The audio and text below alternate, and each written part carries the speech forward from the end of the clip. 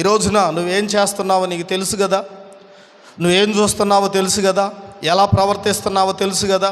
తెలిసినప్పుడు దేవుడు మాట్లాడుతున్నప్పుడు హృదయం కఠినమైపోయింది అనుకోండి, ఏముందిలే అని చెప్పేసి ఈ మాటను పక్కకు తోసేసి ఆ హృదయ కాఠిన్యం కలిగిన వారు అలాగనే బ్రతుకుతూ ఉంటారు, అలాగనే వెళ్ళిపోతారు. యేసు ప్రభు మీరు నన్ను ఒకడు పట్టేస్తున్నాడు అన్నప్పుడు, అయ్యో ఆ దుర్మార్గుడు నేనే, ఆ కఠినమైన హృదయం నాదే, ఆ తప్పిపోయిన వాడు నేనే, నీ శిశువుల్లో నుంచి ఒకడు తప్పిపోయిన వాడిగా ఉన్నవాడు నేనేనని చెప్పేసి అనుకోకుండా, పశ్చాత్తాపడకుండా హృదయం కఠినపరుచుకొని యేసు ప్రభువును పట్టించాడు. అంటే వాళ్ళు చేయాలనుకున్నది చేసిన తరువాత, అవమానాలు వచ్చిన తర్వాత, నిందలు వచ్చిన తర్వాత, సమస్యలు వచ్చిన తర్వాత, అప్పులైన తర్వాత, అగసాట్లు వచ్చిన తర్వాత, అనేకమైన ఇబ్బందులు మీద పడిన తరువాత అప్పుడు బాధపడుతూ ఉంటారు. అప్పుడు దాకా వాళ్ళు ఆలోచించరు, వాళ్ళు చేయాలనుకున్నది చేస్తారు.